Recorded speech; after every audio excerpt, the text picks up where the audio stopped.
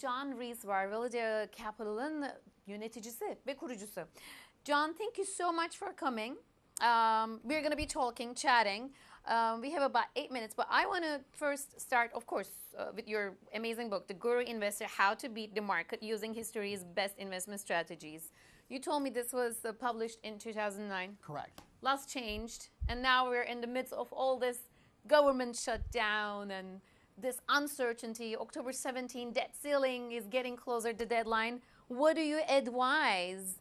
You know, referring also to the book, because the Treasury said that if it happens, the recession in 2008 will be even a joke. This is going to be worse than that financial crisis. Do you agree? I don't agree. What thing's interesting is that in this book, which actually covered a 5-year period of these long-term strategies, that it said hold steady to the course, ignore these kind of fluctuations with big government swings and other things. It's now 5 years later worth of data. We've actually gone through the 2008, 2009 crisis after that. The lessons still hold. And it says that on a longer term solid investing basis, if you follow very fundamentally sound strategies, you will still be successful and you will still substantially outperform the market. So you're hopeful. Do you think they're going to come into an agreement before October 17? I know you think that maybe this is not going to have an impact. Warren Buffett said the same thing, didn't he?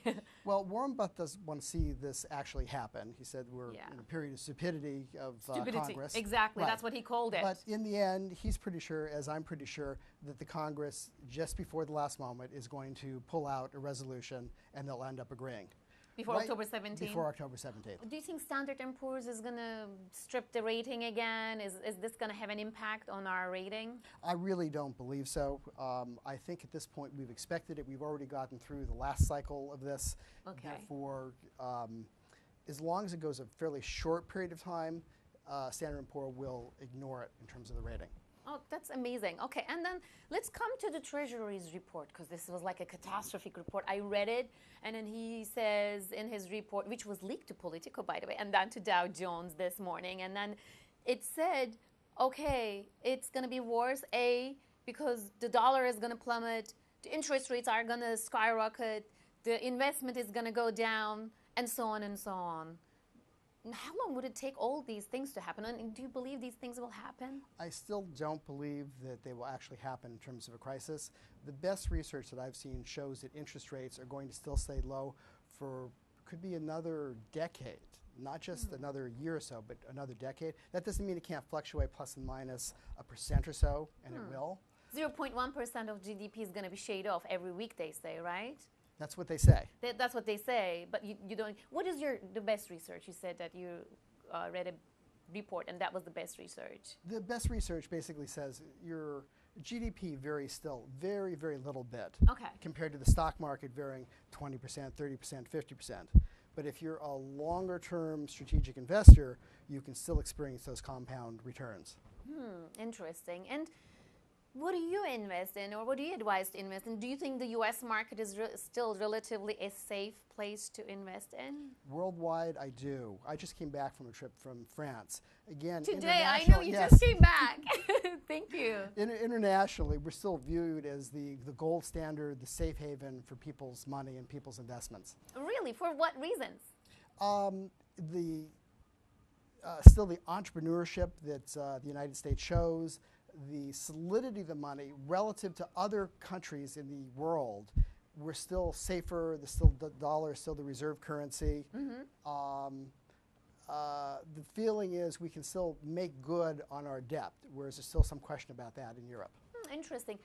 But how about economic data? Like, the credibility of the United States is right now in front of the other foreign countries. It's like almost like a joke right now, because the Congress cannot put his act together.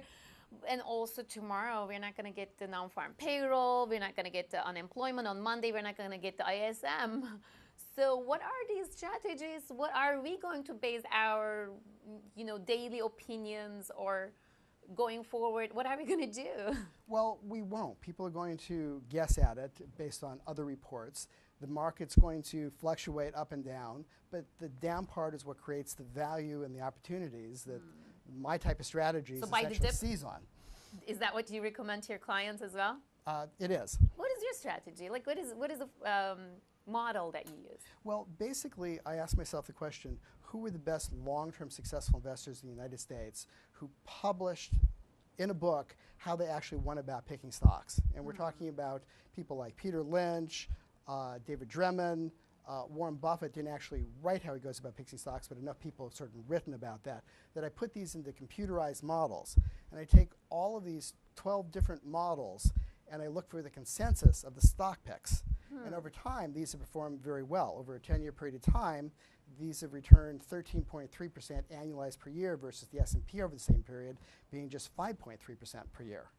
So I'm a long-term investor. I follow very disciplined strategies. I remove the emotion from it, and I don't react to super big current events. That's what creates the up and downs of the market. That's what creates the value. I like your approach. I'm a long-term investor too, and in fact, I was holding off the investment that I had a little bit that I was thinking in my mind for the retirement for others. But do you diversify also a little bit with because you just came back from France? Yes. How about the international markets, the emerging markets? What absolutely. do you think about them?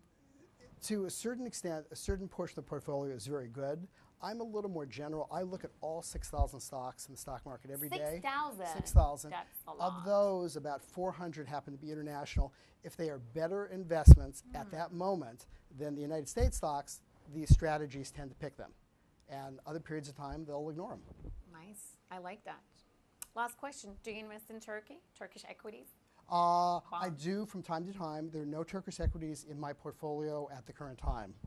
But from time to time. You're wonderful. You're a natural. Thank you for coming. Thank you for sharing all your valuable insight and the positive, very optimistic outlook for what's going on in the government right now. Thank you. You're welcome.